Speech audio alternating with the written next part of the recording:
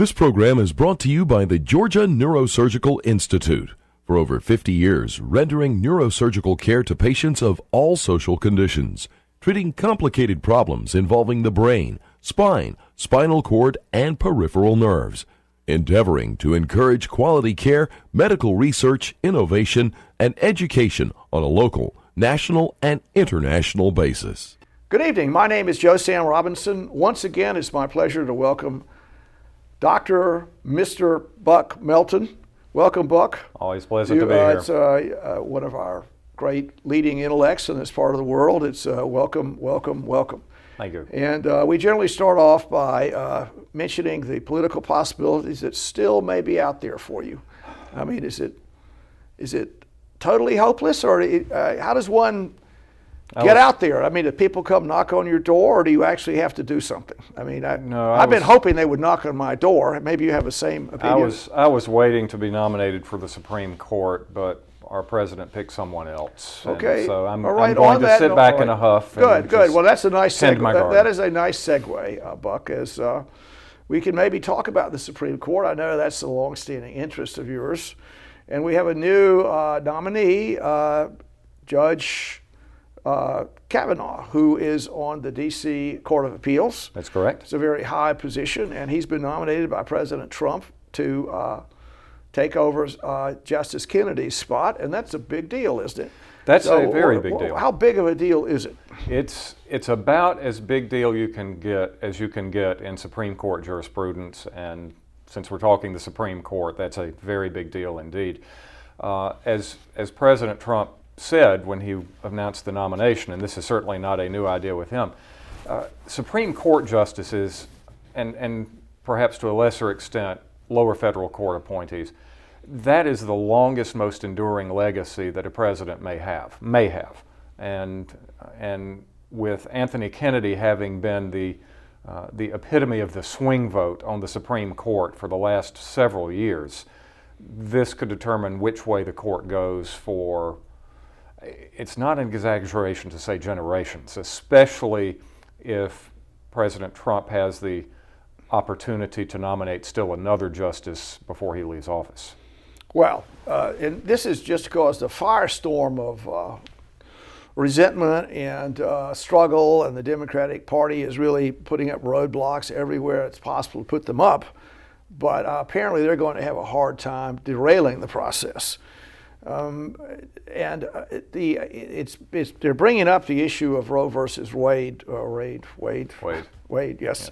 The idea that the Supreme Court, I think, using the idea of privacy is in the Constitution, said that basically the right to control of your woman's body, really terminate pregnancies, was in their purview, and the state could not interfere with that right of privacy, and that's really the center of the campaign against Judge Kavanaugh. Do you have any? I mean, could as I understand this, Judge Kavanaugh has said, or it's implied, that he's going to go with precedent, and it would be difficult to undo that judgment. Is it difficult to undo it? I mean, certainly civil rights legislation has been undone just by the flip of a coin, kind of. What are your comments on that? Yes. If Judge Kavanaugh went on the Supreme Court, would that change Roe versus Wade? Well, I don't have a crystal ball, and historians shouldn't tell the future, but I think it is possible that the Supreme Court has really been within one, perhaps two votes of being able to overrule Roe versus Wade for 20 or 30 years. That I think the firestorm really began. It really became a big deal when President Reagan nominated Judge Robert Bork, also of the D.C. Circuit. I think the year would have been 1986 or so. And it was pretty clear from Bork's record and from his statements on the record that he would have voted to overturn Roe. And I think that is the reason why Bork's nomination, he was not confirmed. And we've been within that one vote ever since. I think it's very ironic. Of course, the Republican Party has a very strong pro-life wing. And I have said for many years that the two groups who are most responsible for Roe versus Wade still being the law of the land are the Catholic bishops and the Republican Party, because Catholicism, which is of course very strongly opposed to abortion, has failed since the 1970s to motivate the pro-life Catholic vote and to focus on that part of the doctrine. And the Republican Party, if you look at Republican presidential Supreme Court nominations since the 1980s, Sandra Day O'Connor and the just retired Anthony Kennedy, who ended up voting pro-choice. So the question is, will our new nominee here, Kavanaugh, will he turn out to be more of a Scalia, or will he turn out to be more of an O'Connor or Kennedy? And that's the $64,000 question. Well, now, maybe you could enlighten me about precedent. Yes. So it's the argument that's made against changing Roe versus Wade is that it's precedent. It's been there for 50 or 60 years, whatever, a long time. And once this is established, it's very difficult to overturn it. And I don't know anything about this, but the way that the Supreme Court or any judge constructs his opinion, they try and make it bulletproof, or they can, I guess you'd say that. Is Roe versus Wade a bulletproof arrangement, and has enough precedent occurred that from a legal point of view, it would take dynamite to undo it, or very, very difficult, and it would require a whole nother legal theory. You'd have to come up with some other legal theory to undo this somehow. I mean, the child has, or the embryo, or whatever you want to say, has rights or something, or I don't know what you could do. I don't know. What would they have another theory to? Well, there are plenty of theories, and it would not take dynamite, and nothing is bulletproof. And like you said, civil rights legislation, Plessy versus Ferguson, separate but equal, was overturned within 50 years, for instance. In the Erie versus Tompkins case of 1938, the Supreme Court actually said that one of its prior decisions, the Swift case of 1842, was not only wrong, but had actually been unconstitutional. The Supreme Court itself had adopted an unconstitutional doctrine. So the idea behind precedent, and precedent usually means, and there is some vagueness here, but precedent usually means that a lower court must follow a higher court, whereas stare decisis, let the decision stand, means that a court is bound by its own prior decisions. And the full statement, you usually hear it at stare decisis, is let the decision stand until there is a reason for changing the decision. And you tell me, you're the scientist, you're the biologist, how much more have we learned about biology since 1973? Well, a lot. Yes. Is that the answer? Yes. And I will say that the Roe opinion was a train wreck. That there were statements made by the majority in the Roe court that makes me wonder whether or not the justices who wrote on that majority attended their 10th grade biology classes. For instance, one of the howlers is that the state has an interest in potential life. Well, yes. What is potential life? I mean, either something is alive or it isn't, yes. Correct? Unless you're talking about primordial ooze. Anyone knows that a fetus is a human being. The DNA is human, yes. And in being it takes up space and has mass. So there's no debate at all that a fetus is a yes. human being unless you want to speak developmentally. The question, the legal question is, and this is what goes to your question, is the fetus a legal person within the meaning, for instance, of the 14th Amendment? And that's an entirely different matter.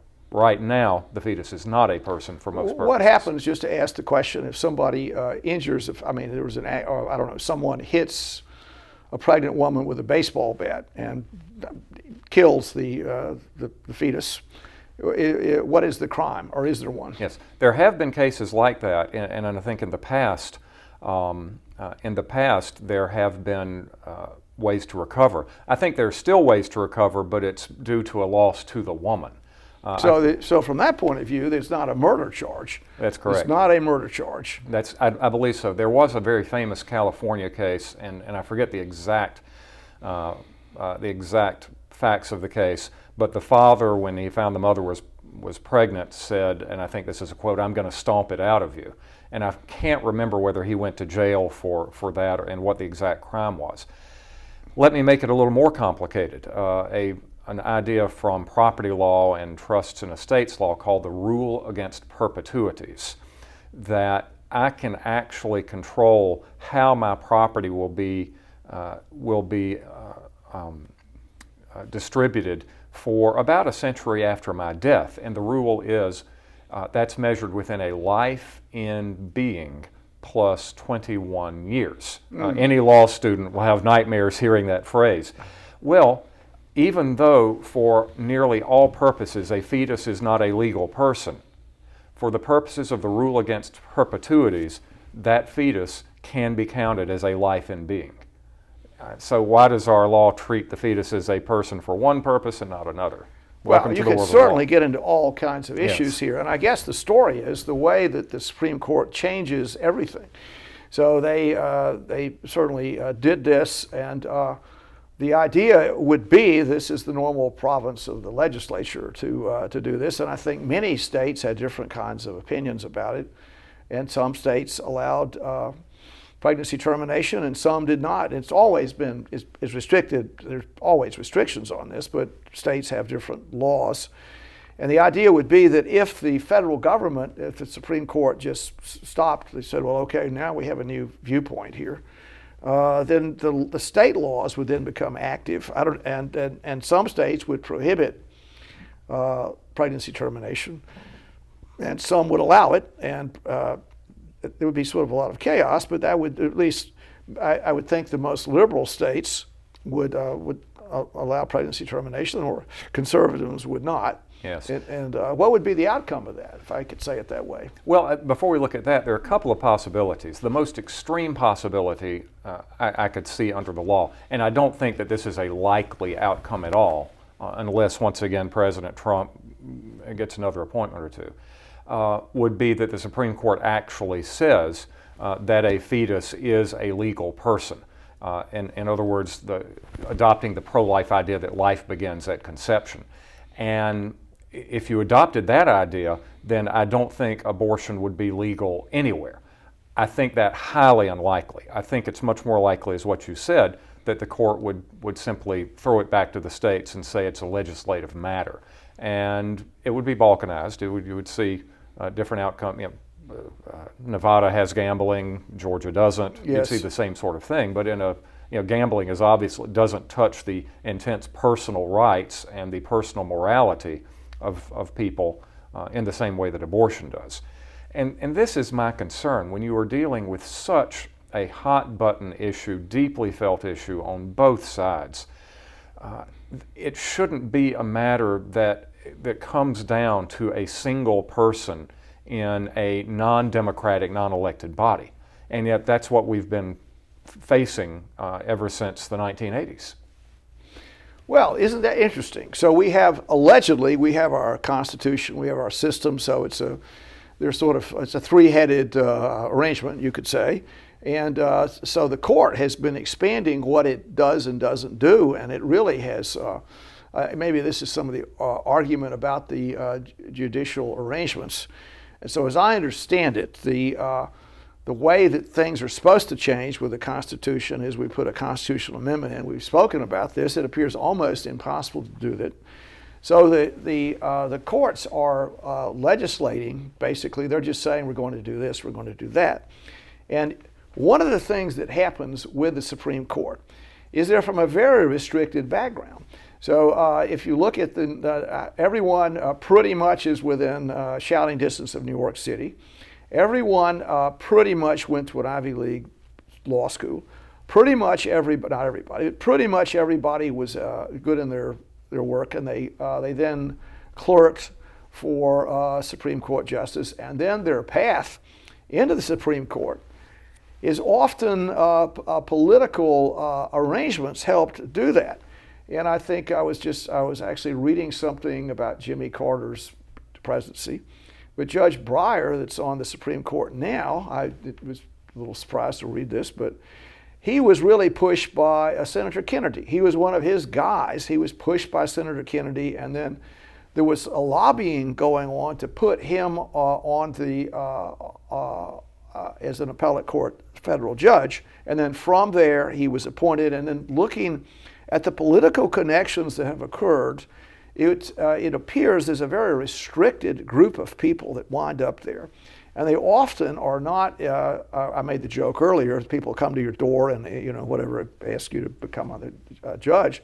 It's a very almost campaign-like arrangement where these people get there, and they certainly do not represent, if in fact they've got this power, they're disconnected with the majority, tremendously, of the 330 million people on the continent. And one of the things that at least is impressive is that I think there might be one Protestant or maybe not a Protestant, maybe one Protestant on this preponderantly Protestant country still, and it has that flavor to it. But the fact that the religious underpinning of the court is really, it's a Jewish Catholic court there, and that's fine. But we do have Clarence Thomas from Savannah, but just there are great swaths of people everywhere that live in California, they live in Alaska. Their opinions don't make it into this high court chamber. Instead, it's the urban Northeast with a certain kind of cultural imprint that have strong political relationships. It's not like I think that some really, really smart guy is in Kansas and he's a law professor or he's writing opinions there that are just so meritorious that the president says, let's find the most meritorious intellect out in the provinces, and I guess the flying saucer comes down to his house and takes him away. That doesn't happen, and it does seem that the power that's going to the courts is somewhat contrary to the Democratic and Republican underpinnings of the country. Your comments? Well, I suppose my immediate comment is twofold, both touching the same thing, and I'm sure I must have mentioned this on one of our previous episodes, about the lawyer who comes out of the courtroom and he immediately texts his client the message, "Justice has prevailed." And within a moment, no. Yes, and within a minute the client texts back and says, "Appeal the case, appeal it immediately." And another is from one of my former law professors who reminded me, he says, "Remember, your client does not want justice. Your client wants to win." Yes. So right now, abortion law is more or less as the pro-choice lobby would like it, because abortion is available, albeit with some restrictions, and it's not what the pro-life lobby wants. And so the pro-choice lobby, it doesn't really care, and this could be said of the pro-life lobby as well. I'm just picking pro-choice because that's where we are right now. The pro-choice lobby doesn't care how it gets to where it is. It just wants to get to that result. It doesn't matter whether it's Democratic or whether it's elitist and counter-majoritarian, which the Supreme Court is, as long as it gets the answer. And I think it's interesting because because the Democrats, which is, they are the pro-choice party, are attempting and have attempted for many years to try to pass off Roe versus Wade as what they sometimes have termed a super precedent, or at one point even a super duper precedent that even the Supreme Court is at least morally not capable of reversing. And that doesn't even pass the laugh test. Everything can be reversed, everything can be overruled, especially since, as our knowledge changes, it increases. I do think that it would gut one of the most controversial aspects of constitutional jurisprudence in this country since the 1960s, the unwritten right of privacy, which the Supreme Court essentially invented in 1965. And I think that was a very dangerous path for the court to start down, and it's going to cause a tremendous amount of disruption and civil strife if the court tries to undo that. But I don't know, maybe it needs to be undone. Well, let me ask this question. There are many cultural, issues out there, and one of them is affirmative action. Yes. So most of the conversation has been directed against Roe versus Wade, but supposedly the Supreme Court has been attempting to narrow the use of affirmative action a lot. And is it getting time that another justice going on there? That the cases continue to percolate through the system, that there's going to be a even more restriction, or indeed making everything in society race and gender neutral. And I think one of the things that going along with my alma mater, Harvard, is there's a case there where whatever the great machine that Harvard selects its students, the idea is that they tilt against Asian Americans despite their higher scores and presumably great merit, and give the places to people that their scores are races and just different groups of people that their scores are not as high. And so if you're an Asian student, you want to go to Harvard, you're I don't know, whatever your scores are, they're resilient. And if you're, let's say, you're an Afro-American or Latino and your scores are lower, then Harvard's going to, in some ways, discriminate against the Asian Americans. And things are like, everything like that is just, and there's arguments to say, well, it's appropriate to have a balanced student body, and we think these other merit is in the offing, and it's too arbitrary just to have exams or test scores to allow access to the world, since that only demonstrates one vector of human behavior, and it's culturally biased, and it's much better to have a more general viewpoint. And in doing that, we'll use race as a plus-minus scoring arrangement. So what's going to happen with affirmative action? Well, that's a slightly different thing. And before I get there, I want to clarify my final statement a moment ago about perhaps we need to do away with the right of privacy. I like my privacy as much as the next person. The problem is when it's not written, privacy can be extended to whoever the court feels like extending it to, and denied to whoever the court feels like denying it to.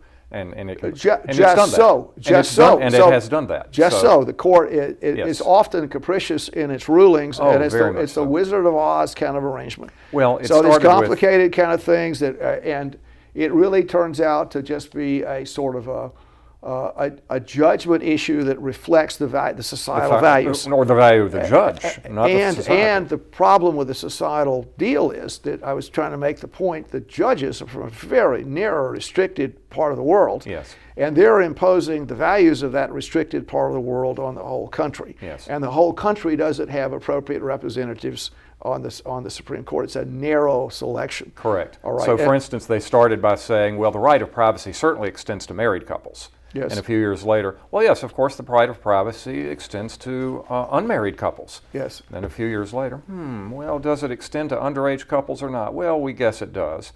Then a few years later, does it extend to gay and lesbian couples? No, it doesn't. And then 20 years later, no, we changed our mind. We think it does now. So, well, that's right. Well, now going on to affirmative action, I'll toss you the football on that. But that's a very important story. That is right. Often, and the Supreme Court I believe, is going to render judgments on this issue. Yes. Well, there are a few basic differences with affirmative action. First of all, you're coming out of some different constitutional grounds. The Equal Protection Clause, a little bit more than perhaps abortion. We don't know. But also, the basic premise behind affirmative action is that certain minorities have been discriminated against so systemically and for such a long time that they don't have the opportunities that as a group they did not have the opportunities that other groups did. And so affirmative action could be used to redress the imbalance, to right the wrongs, and to level that playing field. So unlike the right of privacy or abortion rights, you see that the court envisions an evolution there in the law and in the playing field of the United States. And so presumably when that playing field gets leveled, affirmative action will no longer be needed and it will no longer be allowed. So first question, of course, is when do we know that the playing field is leveled? And the second one is, well, when do we get there? So that's a little bit different, and affirmative action is a horrible political thicket. Once the court said, yes, affirmative action is okay, a sort of reverse discrimination is okay to fix this problem, then everybody floods the court saying, well, is this formula okay? Is this approach okay? So I think the court rues the day in some ways that it ever got into it. I don't know how it will get out. Well, isn't this an invented, in other words, if you look at the Constitution, isn't this just an invented idea that the courts invented this, that basically the due process doesn't go everywhere, and that they found special circumstances where they're going to just empower particular groups of people. And once again, the empowerment is arbitrary and capricious, in my opinion. Yes. So if you say, I'm an Asian American, well, what's happened with you? Well, I was, wherever my story is, I was a Japanese guy, and I was put in a concentration camp in World War II, and the government took all my property, and then people made fun of me, and I couldn't do this, I couldn't do that, I was rough. I mean, whatever the deal is, each group of people can have some kind of claim to not being, their rights being impinged upon.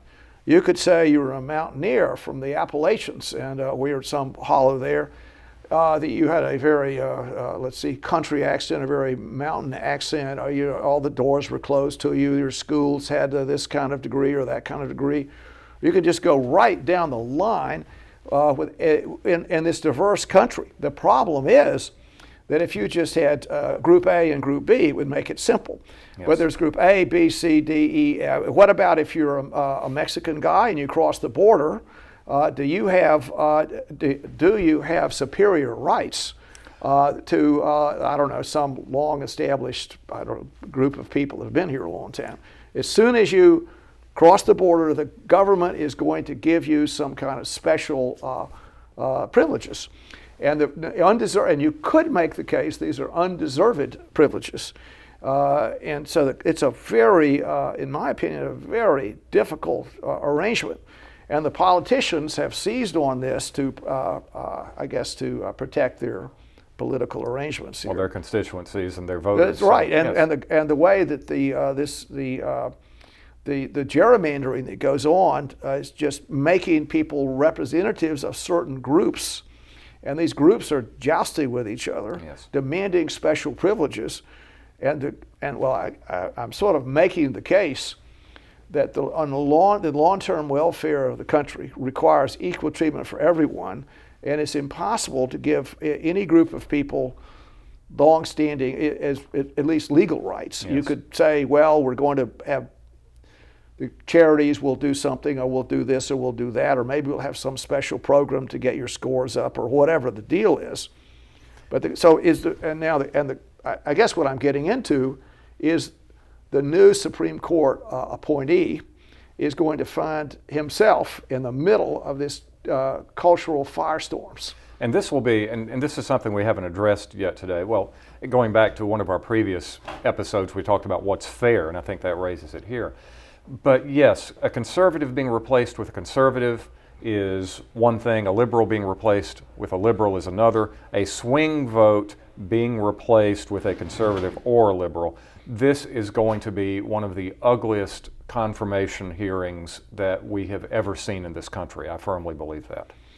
Well, you have to be a brave man to put yourself before that, and so Judge Kavanaugh is a brave person to do this. Yes, he is indeed. And on that note, well, once again, a delightful conversation, Bucky. Thank you. This program is brought to you by the Georgia Neurosurgical Institute. For over 50 years, rendering neurosurgical care to patients of all social conditions, treating complicated problems involving the brain, spine, spinal cord, and peripheral nerves. Endeavoring to encourage quality care, medical research, innovation, and education on a local, national, and international basis.